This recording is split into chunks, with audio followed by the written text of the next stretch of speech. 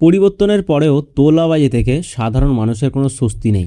এক দিনমজুর ড্রাইভারের দাবি, আগে তৃণমূল সরকারের আমলে অতিরিক্ত 5 টাকা ফেরত না দিয়ে একটি বিস্কুটের প্যাকেট হাতে ধরিয়ে দেওয়া হতো।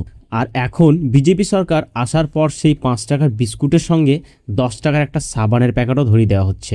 মাত্র 3 মাস ক্ষমতায় এসে তোলাবাজির পাহাড় তৈরি করে ফেলেছে এই নতুন সরকার, বিজেপি সরকার। যদি আপনাকে প্রশ্ন করি, আপনি পরিবর্তন কেন চেয়েছিলেন, আপনার উত্তর যদি হয় ধর্মের কারণে, তবে ভিডিওটা স্কিপ করতে পারেন। কিন্তু আমার মতো আপনারও পরিবর্তনের কারণ যদি হয়ে থাকে উন্নত শিক্ষা ব্যবস্থা, তোলাবাজি থেকে মুক্তি, কিংবা এমএলএ এমপির গুন্ডাগিরি বন্ধ করা, তাহলে ভিডিওটা শেষ পর্যন্ত দেখুন। আপনাকে আমি আন্তরিকভাবে রিকোয়েস্ট করব যে আজকের এই ভিডিওটা শেষ পর্যন্ত দেখুন। দরকার হলে আপনি পাশে ফোনটা রেখে দিয়ে ভিডিওটা শুধু শুনতে পারেন। তো চলুন, প্রশ্ন একটাই, কেন এই তোলাবাজি? আর এই তোলাবাজির বন্ধের জন্য মুখ্যমন্ত্রী এখনও কোনো কঠিন পদক্ষেপ নিচ্ছে না কেন? দেখুন, দীর্ঘ 80 বছর থেকে বাংলায় বিজেপি শাসন করতে পারেনি। তাই ভোট প্রচারে যত টাকা খরচ হয়েছে তার সব হিসেব নাকি এই 3 মাসেই তোলাবাজিতে তুলে ফেলা হচ্ছে। তারা যেন প্রাক্তন সরকার তৃণমূলকে টেক্কা দিতে চাইছে, তোমাদের চেয়ে আমরা বেশি তোলাবাজিতে ওস্তাদ। এদিকে নতুন মুখ্যমন্ত্রী শুভেন্দুবাবু গত 3 মাসে একের পর এক নিয়ম বানিয়ে যাচ্ছে, কিন্তু আমার দৃষ্টিতে দেখলে পশ্চিমবঙ্গে বিন্দু মাত্র 1% কিছু পরিবর্তন হয়নি। আগের সরকারের মতোই সব কিছু চলছে এখনও। নিয়ম তো বানাচ্ছে, তার সঙ্গে সব কিছু লক্ষ্যও রাখছে, কিন্তু কাজে কিছুই করছে না। 3 মাসে এত বেশি তোলাবাজির অভিযোগ সামনে এসেছে যে শেষ পর্যন্ত আমাদের পশ্চিমবঙ্গের বড় বড় নিউজ মিডিয়াগুলো দেখাতে বাধ্য হলো। এদিকে সোশ্যাল মিডিয়ার অন্নপূর্ণা ভাণ্ডার বা সরকারের বিরুদ্ধে কেউ মুখ খুললেই গুন্ডা দমন আইনের ভয় দেখানো হচ্ছে, অথচ নিজের দলের নেতার বিরুদ্ধে ওঠা সারি সারি তোলাবাজির অভিযোগের কোনো সারা শব্দ নেই, কোনো পদক্ষেপ এখনও পর্যন্ত নেননি। আবার বলা হচ্ছে বিজেপি নাকি পশ্চিমবঙ্গে 100 বছর রাজত্ব করবে। 100 বছর থাকবে বিজেপি, যে কাজ করে দিয়ে যাবে। সে করুক, কোনো অসুবিধা নেই। বিজেপিকে নিয়ে আসা হয়েছে যেসব কারণের জন্য, সেইগুলোই যদি বারংবার হতে থাকে তাহলে 100 বছর কি, আপনার সরকার 5 বছর টিকবে নাকি তার কোনো সম্ভাবনা নেই।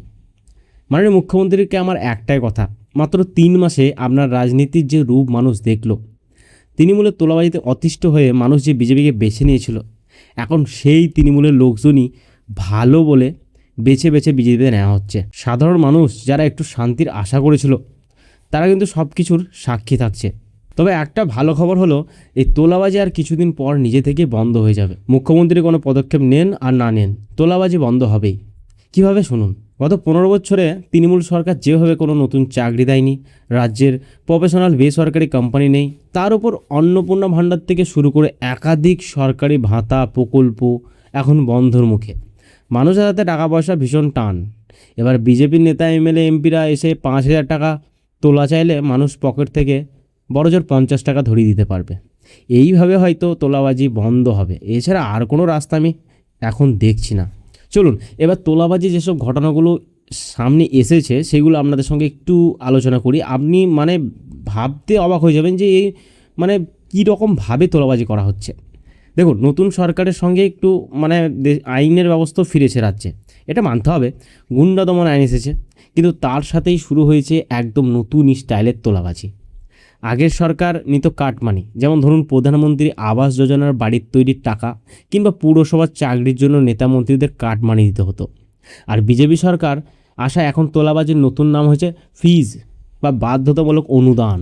ঘুষ করার একটি খবর যা সামনে এসেছে, পৌরসভার গাড়ি ও বাস ড্রাইভারদের যানবাহন চালানোর জন্য একটা রসিদ দেওয়া হচ্ছে।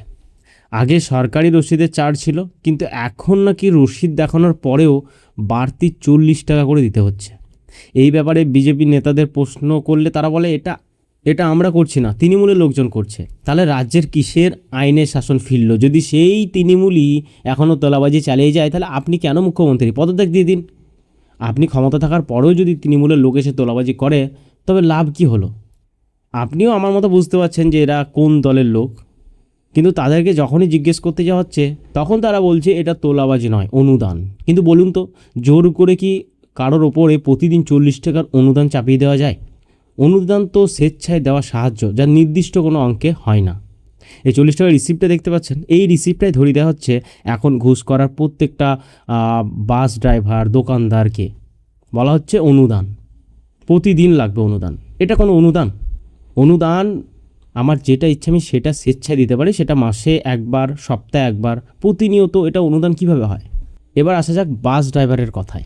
নির্দিষ্ট জায়গার নাম উল্লেখ করেনি, কিন্তু একটা মারাত্মক তথ্য দিয়েছে। তিনি জানান আগে 500 টাকা বা 200 টাকা নোট দিলে 135 টাকা কেটে নিয়ে 5 টাকার বিস্কুট হাতে ধরিয়ে বাকি টাকা ফেরত দিত। আর এখন বিজেপি সরকার আসার পর 5 টাকার বিস্কুটের সাথে 10 টাকার একটা সাবান দিচ্ছে। ড্রাইভার তো রেগে বলছে ড্রাইভারগিরি ছেড়ে দিয়ে আবার সাবানের ব্যবসা শুরু করবে।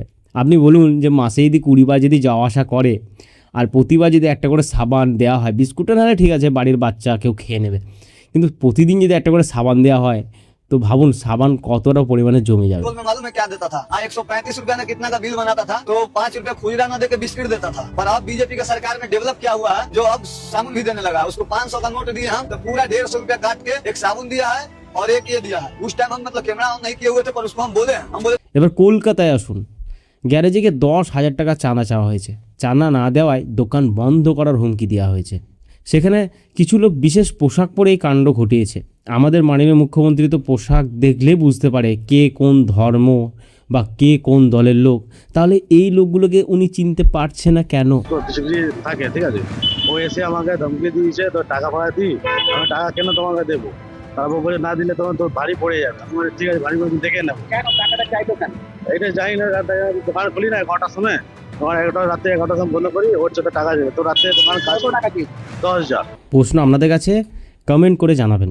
আপনি এই চ্যানেলে নতুন হলে পলিটিক্যাল ভিডিও দেখতে চাইলে চ্যানেলটিকে সাবস্ক্রাইব করে রাখতে পারেন। এবার আসি কাটোয়ায়। বিএলআর অফিসে কোনো কাজের জন্য গেলে 500 টাকা ঘুষ চাওয়া হয়। অবশ্যই স্থানীয় মানুষরা ওখানে গণপিটুনি দিয়েছে। 26/6/2026 তারিখে রাত্রে কাটোয়া নগরমণ্ডল বিজেপি অফিসে আমাকে ডেকে পাঠানো হয় এবং বলা হয় যে কাটোয়া 1 নম্বর বিএলআর অফিসে কাজ করতে গেলে আপনাকে 5 লাখ টাকা তোলা দিতে হবে, তবে আপনি কাজ করতে পারবেন। আমি সেই তোলা দিতে এক চোখ কান খোলা রাখলেই দেখা যাচ্ছে প্রতিদিন কোথাও না কোথাও তোলাবাজির খবর আসছে। টিভির থেকে ফেসবুকে এইসব বেশি ভাইরাল হচ্ছে, কারণ মিডিয়া তো আর সব সত্য একবারে দেখাতে পারে না, চাপ আছে ওপর থেকে। কিন্তু একটাই কথা, আমি মানছি এই সমস্ত মিথ্যে, এগুলো সিপিএম, কংগ্রেস, তৃণমূলের কারসাজি, কোথাও তোলাবাজি হচ্ছে না। তাহলে প্রমাণ করুন, সামনে নিয়ে আসুন যারা এগুলো করছে তারা কোন দলের, কোন পার্টির। আর যদি সত্যি এগুলো হয়, আপনি তো 3 মাস সরকার এসেছেন, আপনি একটা পদক্ষেপ নিন এদের বিরুদ্ধে। তো যাই হোক, তবে তোলাবাজির বিরুদ্ধে সরকার যে একদম কোনো ব্যবস্থা নেয়নি তা বলা ভুল হবে। হ্যাঁ, দল থেকে 22 জন কর্মী এবং 250 জন সহকর্মীকে সরিয়ে দেওয়া হয়েছে, কিন্তু তারপরেও তোলাবাজি থামছে না। শান্তনু পাল থেকে শুরু করে শ্রমিক ভট্টাচার্য কড়া বার্তা দিয়ে বলছে তোলাবাজির খবর পেলেই ব্যবস্থা নেওয়া হবে। কিন্তু গুন্ডা দমন আইনের মতো শক্ত কোনো আইন কেন এদের বিরুদ্ধে আনা হচ্ছে না, যাতে তোলাবাজি করতে গিয়ে ধরা পড়লেই এত মাসের জেল, কঠোর শাস্তি হবে? আসলে ভেতর ভেতর সব জানে এগুলো নিজে থেকেই চলতে দেওয়া হচ্ছে, আর বাইরে এসে লোক দেখানো দু একটা কড়া কথা বলে দেওয়া হচ্ছে। মানুষ সব কিছুই বুঝতে পারছে, কিন্তু পরিবর্তন চেয়েছিল তোলাবাজির বিরুদ্ধে, কিন্তু সেই তোলাবাজি দিয়ে বরংবার হয়, মানুষ কিন্তু অন্য পথে হাঁটতে শুরু করবে। আর বর্তমানে যারা বিজেপি সাপোর্টার, সত্যি তাদের প্রশংসা করতে হয়। তারা বলতে চাইছেন দলের মধ্যে তৃণমূলের এমপি এমএলএদের সংখ্যা বেড়ে যাওয়ার কারণেই নাকি তোলাবাজি বাড়ছে। এটা তো একদম বাস্তব কথা। যদি যে তোলাবাজি সরকারের এমএলএ এমপিকে নিয়ে যদি আপনি আবার নতুন করে পার্টি শুরু করেন, তবে তো তোলাবাজি বাড়বে, কারণ চরিত্র যায় না ধুলে আর স্বভাব যায় না মূলে। আচ্ছা, এদের দলেই বাড়ছে কেন? মুখ্যমন্ত্রী নিজেই তো দরজা খুলে বসে আছেন, পশ্চিমবঙ্গ থেকে তৃণমূল উঠে যাবে, এটা ভাবা ভুল। বিজেপির ভিতরেই তৃণমূল এখন বেঁচে থাকবে। যেসব সচেতনবাদী বিজেপি কর্মীরা আজকে নিজের দলের চিন্তা নিয়ে রাস্তায় রাস্তায় এইসব সত্য উদ্ঘাটনকারী পোস্টার লাগিয়ে বেড়াচ্ছেন, তাদেরকে আমার তরফ থেকে অসংখ্য অসংখ্য ধন্যবাদ। আপনারা অন্তত সঠিক তথ্যটা সাধারণ মানুষের সামনে তুলে ধরেছেন। ধন্যবাদ, দেখা হবে আবার পরের ভিডিওতে।